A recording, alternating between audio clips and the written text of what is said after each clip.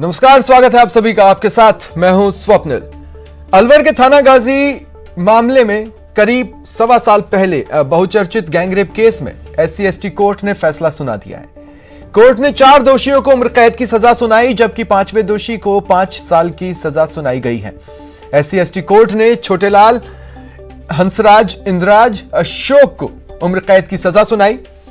अलवर के इस गैंगरेप की वारदात से प्रदेश की सियासत में भूचाल आया था। सवाल उठता है, प्रदेश में रेप के मामले क्यों बढ़ रहे हैं? क्या है इसकी वजह? कैसे रुकेंगे ये मामले? जानेंगे। हमारे साथ गेस्ट पैनल है। हमारे साथ राज्य महिला आयोग की पूर्व अध्यक्ष सुमन शर्मा जी हैं, वकील AK जैन साहब हैं और पूर्व पुलिस अधिकारी अनिल गोठवाल जी हैं।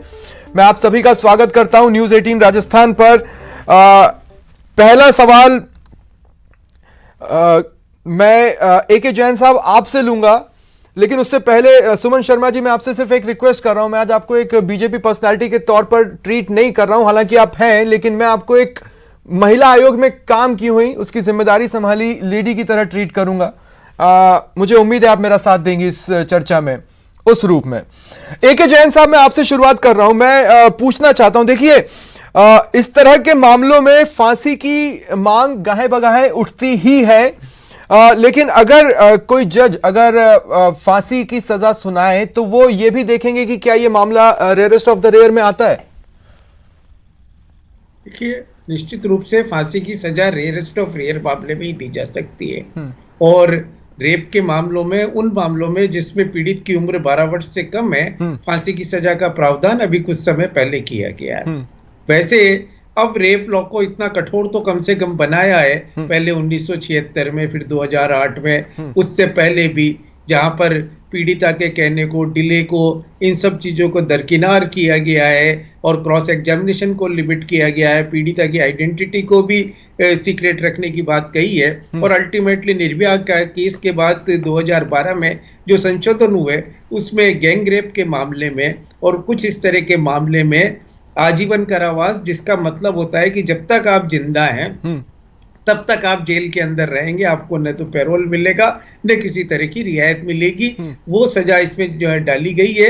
और उसी धारा 376 DB के अंदर ही आज इन लोगों को सजा हुई है कि 4 लोग जब तक ये जिंदा हैं तब तक जेल में रहेंगे। लेकिन सर, आपके हिसाब से क्या कारण हो सकता है कि ये कठोर कानून अपराधियों की साइकी पर अंतर नहीं डाल रहे, असर नहीं कर रहे?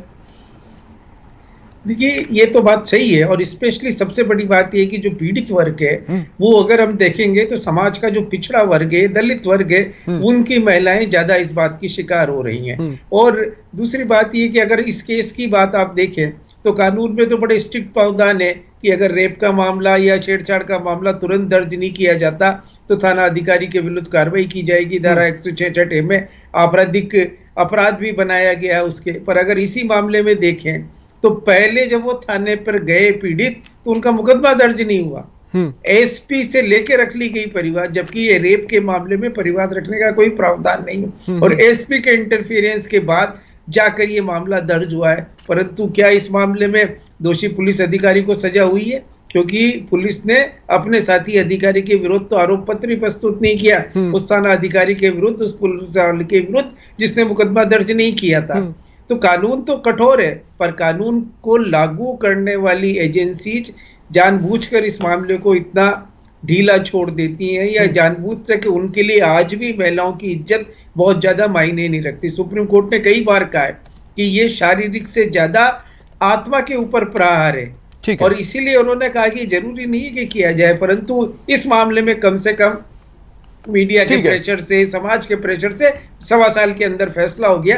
यही अपने आप में एक बड़ी बात। ठीक है जैन साहब। सुमन शर्मा जी, अब मैं आपके पास आ रहा हूं। देखिए, मैं इसके वक्त की या उसके वक्त की बात नहीं कर रहा हूं, लेकिन मैं जब से जर्नलिज्म कर रहा हूं, ऑलमोस्ट मुझे 17-18 साल हो गए, मैंने एक बात महसूस की कि इस तरह के मामले में शुरुआत में नहीं तो बीच में नहीं तो आखिर में, लेकिन सिस्टम की इनसेंसिटिविटी और बायसनेस दिखती है।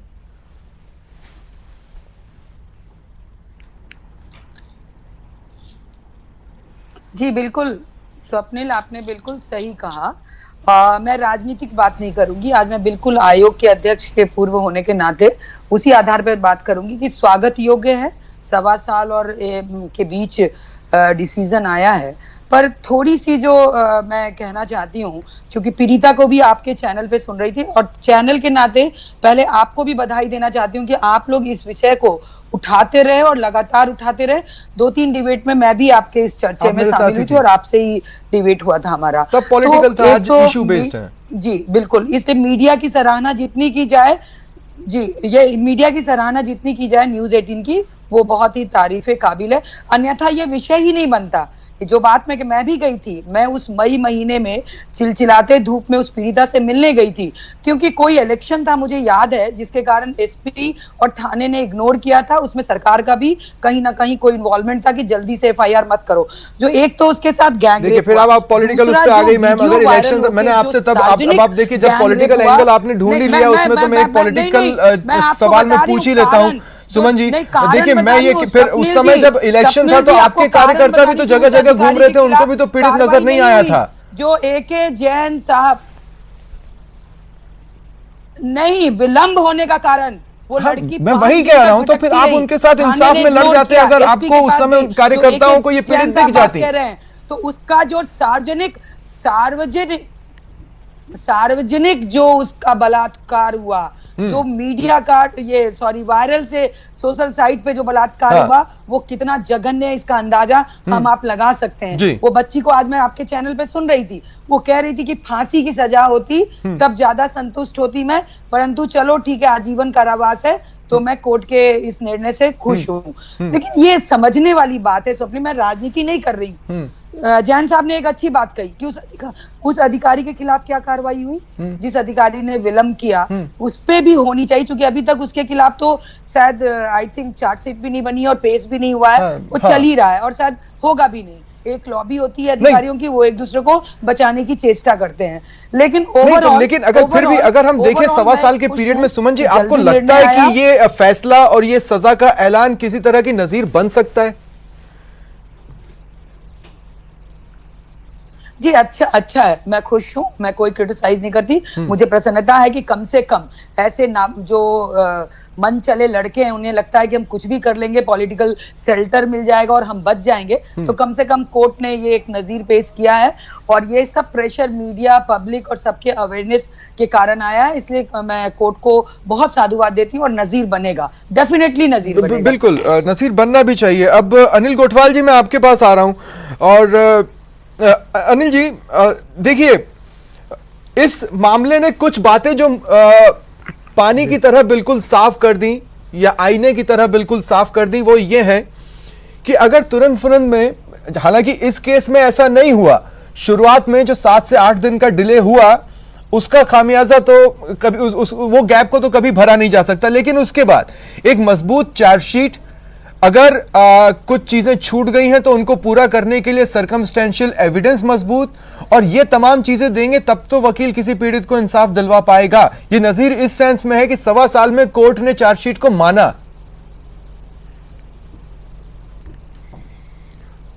स्वप्निल जी, आप बिल्कुल सही कह रहे हैं और मैं इसी बात के ऊपर आ रहा था कि अनुसंधान अधिकारी ने इसका अनुसंधान बड़ी गहनता से, तत्परता से और गहराई से किया है और वो तथ्य न्यायालय के समक्ष पेश हुए।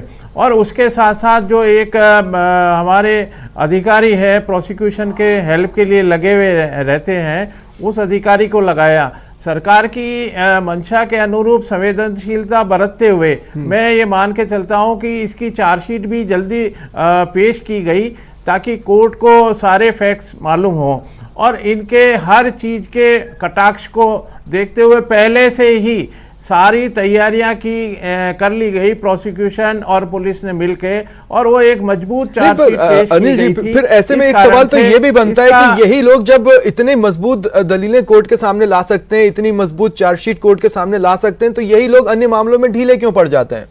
टैलेंट तो वही है, एक केस में दिखाया है, बाकी में क्या हो जाता है? अभी जैसे आपको जैन साहब ने और मैडम ने भी धन्यवाद दिया, न्यूज़ 18 को मैं धन्यवाद फिर दे रहा हूँ कि ये आप लोगों ने उठाया। आप लोगों ने हम जो सुस्त बैठे रहते हैं पुलिस अधिकारी, अनुसंधान अधिकारी, कि ये मीडिया में इतना फैल गया है तो इसको सीरियसली लेना चाहिए, जबकि ये होना हर प्रकरण में चाहिए। Exactly. उसको उसी तत्परता से अनुसंधान किया जाए।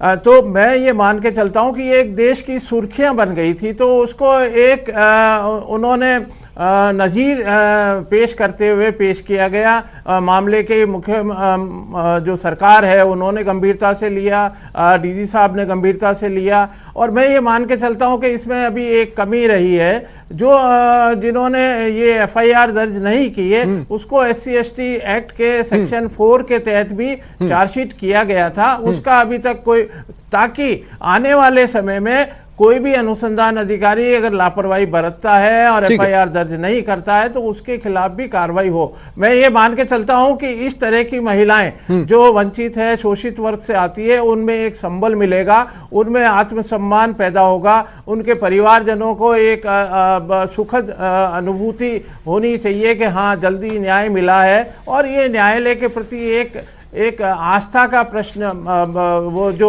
क्वेश्चन मार्क लगता था वो न्यायालय ने आज पूरा करके और बताया है कि आप आइए और अपनी रिपोर्ट दर्ज कराइए। रिपोर्ट दर्ज कराते हुए कतराते हैं तो आगे भी आपके पास आऊंगा। AK जैन साहब, मैं एक बात कहना चाहता हूं, देखिए कि क्या होता है ना कि कड़े शब्द या कड़वे घूंट हर प्रोफेशन में पीने पड़ते हैं। कोई ना कोई व्यक्ति ऐसा मिल ही जाता है जो दूसरों के प्रोफेशन पे लानत मलानत पटक देता है। आज मैं जब लाइव में कर रहा था इस थाना गाजी वाले मामले की, उस दौरान कुछ वकील भी जुड़े जो दोषियों की ओर से सजा के बहस में उन्होंने पार्ट लिया। मुझे लगता है कि कुछ लोगों को बचाने के लिए जो दलीलें दी जाती हैं वो बहुत थोथी और बहुत हल्की सी महसूस होती हैं कि इसकी उम्र कम है, वो बालिग है, उम्र कम है, या इस टाइप की चीजें कोर्ट में जज के सामने रखी जाती हैं सजा के क्वांटम को कम करने के लिए। मुझे लगता है जब ये बातें पब्लिक प्लेटफॉर्म पे आती हैं तो लोगों को लगता है कि हमें एक रास्ता मिलता है, हम बाद में हो सकता है ये दिखा लें कि हमारी एज कम है, या अभी हमारी शादी नहीं हुई है, या हमारे ऊपर अभी माँ बाप की जिम्मेदारी है, हमसे गलती हो गई, हम माफी मांगते हैं, हमें सजा कम दो। देखिए, सजा जो अपराध है उसके अनुसार और जो अपराधी है उसके अनुसार, दोनों के अनुसार, और तीसरी चीज उसका समाज पे डालने वाला प्रभाव, तीनों बातों को कंसीडर करके कोर्ट देती है। और ऐसी परिस्थिति में जो मुलजिम होता है वो चाहे बचाने की कोशिश करे, पर अगर केस मजबूत है, एविडेंस मजबूत है, प्रोसिक्यूशन ने अपना काम अच्छे से किया है, पुलिस ने अपना काम अच्छे से किया है, तो इस केस में एक बात जाहिर होती है कि मुलजिम का बचना बहुत मुश्किल होता है। और न्यायालयों को जो बार बार दोष दिया जाता है कि हिंदुस्तान की न्यायालय मुलजिमों को आंख मीच कर बंद कर देती हैं, वो भी एक उसके विपरीत ये आज का निर्णय दिशा इंगित करता है कि यदि पुलिस ने, क्योंकि यहाँ 16 दिन के अंदर अंदर आरोप पत्र प्रस्तुत कर दिया गया, जितनी जल्दी आरोप पत्र प्रस्तुत होता है उसमें एविडेंस के बिगड़ने की संभावना कम होती है, और जितनी जल्दी ट्रायल होती है उतने ही गवाहों को भी इधर अपनी बात से बदलने पर फिर क्या मेडिकल रेलिवेंट रहा होगा? आप जितना पीड़ित को मेडिकल से दूर रखते हैं उसका रेलिवेंसी भी कम होता जाता है। देखिए, ये तो सही है, पीड़ित के बयान अगर देर से लें, पीड़ित को यदि मेडिकल से दूर रखें, या अभियुक्त को इस बात का मौका दे कि वो वहां की एविडेंस को टेम्पर विद कर दें, तो इन सब मामलों का फर्क पड़ता है। पर जैसे 16 दिन के अंदर जितना जल्दी सब मेडिकल भी हुआ, एविडेंस भी कलेक्ट हुई, टेक्निकल एविडेंस भी इकट्ठी की गई कि व्हाट्सएप किसने जनरेट किया था, व्हाट्सएप का जो रिकॉर्डिंग है वो जेन्युइन है, ये सारी बातें एविडेंस में काम आई है। नो डाउट राजस्थान पुलिस ने इस मामले में इन्वेस्टिगेशन बहुत अच्छा किया, केस ऑफिसर ने बहुत अच्छी तरीके से गवाहों को पेश किया कोर्ट के अंदर, और प्रोसिक्यूशन ने भी अपनी ड्यूटी पूरी निभाई। इन सबकी वजह से जाकर ही इतनी बड़ी सजा हो पाई है और इतने कम समय में हो पाई है। परंतु हर मामले में ये नहीं होता, ये सबसे बड़ी बात है। ये एक एक्सेप्शन केस के रूप में कर दिया, क्योंकि राजस्थान के लगभग 60 से 70% रेप केसेज में दोष मुक्त किया जाता है, क्योंकि वहां प्रॉपर तरीके से एविडेंस पेश नहीं की जाती, या तो ट्रायल कोर्ट से या हाई कोर्ट से। वहां केस ऑफिसर नहीं कहे जाते, वहां प्रोसिक्यूशन ध्यान नहीं देता, वहां जानबूझ के इन्वेस्टिगेशन जानबूझकर भी या किसी भी वजह से किया जाता है, तो विक्टिम है उनको हैरेस किया जाता है। जैन साहब, पर इन सब पर रोक लगनी चाहिए। ठीक है, सुमन शर्मा जी, अब मैं आपके पास आ रहा हूं। देखिए, मैं ये कह रहा हूं, मैं फिर उसी बात से शुरुआत कर रहा हूं जो मैंने आपसे पहले कही कि मैं इसके वक्त की या उसके वक्त की बात नहीं कर रहा हूं, लेकिन पिछले कई सालों के अगर हम आंकड़े निकालते हैं तो उसमें हम ये देखते हैं कि क्राइम की संख्या बढ़ी है। अब जिस वक्त जो सरकार में होता है वो ये कह देता है कि नहीं, अब लोग भी खुलकर शिकायत करने लगे, पहले दबा छिपाकर रख लिया जाता था। जिसकी सरकार रहेगी वो कम से कम एक बार ये चीज कहेगा, लेकिन वो ये नहीं बताएगा कि लेकिन अपराध और घिनौने हो रहे हैं। आप देखिए 2011 से लेकर अब तक जिस तरह से बलात्कारियों ने अपनी प्रताड़ना को बढ़ाया है, उसका कोई और छोर नजर नहीं आ रहा। तो कहने का मतलब यह है कि अगर कोई भी किसी की साइकी पर असर डाल रहा होता तो मैं कहता कि चलो ठीक है, एक उम्मीद नजर आती है, इन चीजों पे कमी आएगी, लगाम लगेगी। लेकिन उम्मीद कहां से ढूंढे मैम?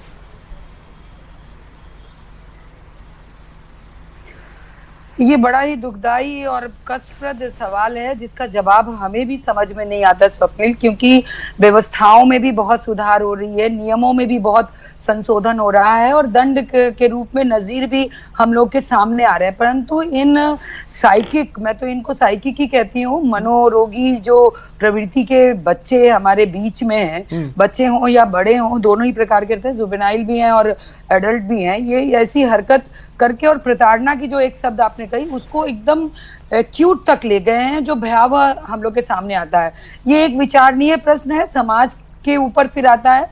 सरकारों को अगर हम साइड करें कि उनकी तरफ से जो प्रयास होते हैं नहीं होते, लेकिन इन टोटलिटी जो समाज का एक वर्ग है, समाज में जो परिवर्तन आना चाहिए इसको लेके, वो उतनी तेजी से शायद हम बेटों को सही राह पे नहीं ला पाए हैं। मुझे पूरे तौर पे ये लगता है कि बेटियों पे हम लोग बहुत ध्यान देते हैं और बेटों को टेकन ग्रांटेड लेके कि भगवान की दी हुई दौलत है, इसको क्या समझाना और सिखाना, पूरा फोकस बेटियों पे रखा और बेटे को फ्री किया। ये भी एक कारण हो सकता है। घर में अपनी माँ को पिटते हुए लड़का देखता है तो लड़कियों के प्रति उनका एक जो नजरिया होता है वो यही लगता है कि लड़कियां ऐसी ही होती हैं और इज्जत रिस्पेक्ट सब लड़कियों के लिए खो देते हैं और वो लोग नहीं, जाके और भी कई प्रदेश के तौर पर, एक नेशन के तौर पर हम अपराधियों के अगेंस्ट किसी साइकोलॉजिकल वॉर पर क्यों नहीं जा रहे? देखिए उसका कारण है कई, मैं आपको बताऊं कि पॉलिटिकल बात नहीं करूंगी, लेकिन ये कोई रेप हुआ, अब रेप में भी ये देखा जाता है कि ये दलित है या नॉर्मल है। ये रेप तो रेप होता है, फिर दूसरा पक्ष देखा जाता है कि वो लोग अगड़ी जाति के हैं, पिछड़ी जाति के हैं। तो पॉलिटिकल मतलब सराउंडिंग द रेप या क्राइम को हम लोग जब घेर के रखते हैं, एक केज बना के रखते हैं, तो रिजल्ट ओरिएंटेड होता नहीं है, उसके कई कॉम्प्लिकेशंस हम लोग के सामने आते हैं। इसीलिए ये मानसिकता बनी रहती है। अपराधी को ये रहता है कि हमको कोई ना कोई पॉलिटिकल पार्टी बचा ही लेगी, हमारे आका हैं जो वोट बैंक के लिए, मान लीजिए कोई मवाली रेप हुआ और वो बहुत बड़ी कोई जाति का है जो वोट बैंक का समूह है, उसको दंड देने में पॉलिटिकल लोग हिचकते हैं, उसके साथ खड़े हो जाते हैं, छुपे से हो, फ्रंट में नहीं आए। तो ये एक कारण है। तो ये सोशल टैबू है, इसको हटाने के लिए पूरी पॉलिटिकल पार्टी को, मैं बार बार जो पॉलिटिकल लैंग्वेज यूज कर रही हूं कि पॉलिटिकल पार्टी को ओपन हार्टेड होके पूरी संवेदनाओं के साथ मुखर होके आवाज उठाना चाहिए, ना कि तेरी कमीज और मेरी कमीज सफेद का डायलॉग चलाना चाहिए। और मैं ये बात भी गोठवाल साहब आपसे पूछना चाहता हूं, मैंने यूपी में देखा है अमूमन कि बसपा की सरकार थी तो एक पर्टिकुलर जाति के लोगों को थानों में प्रमुख बना दिया जाता था, सपा की सरकार आई तो यादव समाज के लोगों को थानों में प्रमुख बना दिया गया, उसके बाद बीजेपी की सरकार आई तो अब हमें दूसरे चेहरे भी नजर आने लगे थानों में। कहने का मतलब क्या, कई बार पुलिस का एक्शन भी कास्ट बेस्ड हो जाता है? देखिए जैसा अभी चल रहा है राजनीतिक सिनेरियो, पॉलिटिकल सिनेरियो, इसके अंदर चूंकि समाज का एक बड़ा अंग है राजनीति, जिससे सरकार प्रभावित होती है, चलती है, और चूंकि वो एक जनप्रतिनिधि होते हैं, उनको भी अपने क्षेत्र के विकास का एक तैयार करना पड़ता है खाका। वो अगर मान लो कोई अच्छे ऑफिसर हैं तो उनकी जरूर सिफारिश करते हैं और सिफारिश माननी भी चाहिए सरकार को। ऐसा नहीं है कि विशेष जाति को लेके, लेकिन एज ए होल सोसाइटी सभी का रिप्रेजेंटेशन उसके अंदर देने की कोशिश होती है राजनीतिक पार्टियों की, ऐसा माना जाता है। तो जिसकी सरकार होती है उसका रिप्रेजेंटेशन। ठीक है, मेरा अंतिम सवाल है, मेरे पास समय काफी कम बचा है। जैन साहब, मैं आपसे पूछना चाहता हूं, एक नेशन के तौर पर हम अभी हेट क्राइम जैसी चीजें जो विदेशों में सुनने को मिलती है उससे तो बहुत दूर हैं, लेकिन जो भी मौजूदा सेट ऑफ लॉज है, क्या उसके जरिए हम साइकोलॉजिकल वॉरफेयर शुरू कर सकते हैं या जा सकते हैं ऐसे अपराधियों के साथ जो कहीं पर छिपे हुए हैं और किसी दिन रेप की वारदात को अंजाम दे जाते हैं?